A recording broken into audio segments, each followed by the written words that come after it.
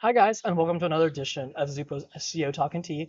Today's conversation is how to tell if the SEO for a site is spammy. This could be for your own site or for another site. It doesn't really matter. All we're discussing today is how to tell if it's spammy or not. But before we begin, let's go ahead and introduce the tea we have today. Today we have a pu'er tea that my uncle has gifted to me, the same uncle who has gifted to me this whole tea set.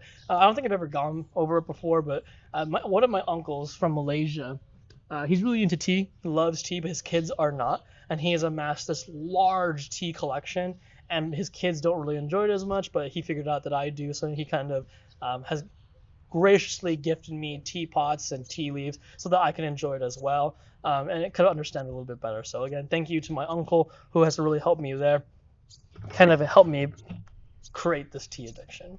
But let's go ahead and get brewing and talking about it. So, how to tell if SEO, the SEO of a site is spammy. This is important if you are evaluating different SEO companies. In my own world, I use this when I'm auditing other people's websites, and they ask me, "Hey, can you take a look at the SEO we've done, or the SEO one of our companies have done? Can you tell us if it's spammy or not?" That's something that generally I do day to day, but I guess for someone like maybe yourself who runs a business, who has your own site, if you're evaluating other people's SEO work, this is how you can tell if it's spammy. And I have to make it clear. I know this might be obvious, but the reason why this is important is because Google really likes to not deal with spammy SEO strategies, so they will penalize. Now, you can always play the game of, like Ocean's 11. You can be smarter than Google and always be like one step ahead of them by trying to trick them. I didn't really try to play that game, and I've met very few people who have successfully played that game. So I generally try to follow the above board white hat SEO. But how to tell if a site is doing SEO spammy is I generally kind of do it through different decision criteria. So I'm going to kind of do stream of consciousness of how I usually evaluate. When I look at a website, I usually pull it into my Ahrefs or SEMrush tools, and the first thing I look at is where the links are coming from. A lot of tools will provide like these tools and maps that show, okay, these are the links coming in, and where do they generally come from? If a lot of your links are coming from international sources and you have zero business being international, that can usually be a sign. So, for example, if 80% of your links are coming from, the Russia, China, African countries, South American countries, but you're like a local pizza shop, then that would point to me that there may be some spamming at hand. It is not always like 100% like you are spammy, but that usually signals to me, hey, there might be something. So there is a caveat though. There are companies that do operate internationally, and then those it makes more sense to have international links. After I see that, what I go do is I look under the hood and I look at the number of links and the number of referring domains coming in. I want to see what they are. If you have thousands of links, but all the domain authorities and domain ratings of these links are like below 5, generally that is a really bad sign for me too, because you are link building up by doing a lot of the cruft. Like you're doing a lot of spammy link building, which is going to very low value sites and trying to drive links to your website. Google has already had updates addressing that, so that is also kind of a spammy thing. And a third one, and it's kind of the same thing as number two, is how many links you're building from forums. Forum link building was a really old school way of link building that has no business kind of being a strategy now.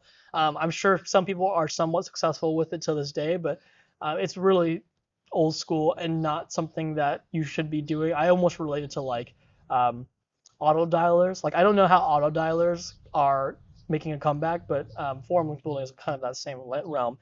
Forum link building is not very strong. It's something that a lot of, I would say, spammy SEO companies use, and it's not very effective anymore because Google oftentimes will no follow forum links anyways. But saying that, that's kind of another way. Another way that I actually use generally as my top method of really understanding if someone's doing spammy SEO is I analyze the anchor text. So this does require, actually most of what I've discussed requires some SEO tools like Ahrefs or SEMrush, but what I like to look at is the anchor text. The anchor text usually will, in any SEO report, will tell you of the links coming in, what is the anchor text that is used to drive the link to our website. Now, if you don't know what anchor text is, there is a video about what anchor text is. So you can go watch that video so we can kind of keep this one short. But I analyze the anchor text, and what the anchor text will help me do is see what are the links coming in and what are they coded as. Because if they're relevant, then I'm pretty confident that, hey, you know what, this probably is fine. Like, for example, if you have a pizza shop and a lot of the anchor text says pizza, pizza recipe, whatever variation of pizza, it's probably not spammy.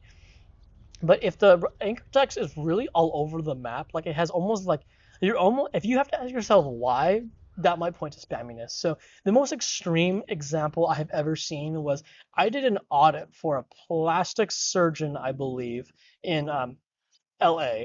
And when I was looking at their anchor text, when I looked under the hood, the most common anchor text they had was not safe for work anchor text. So I guess the most PC way I could put it was like XXX was an anchor text, or adult entertainment was anchor text. It was essentially what was going on was the SEO company they had hired was building links by adding links to foreign websites and foreign forums.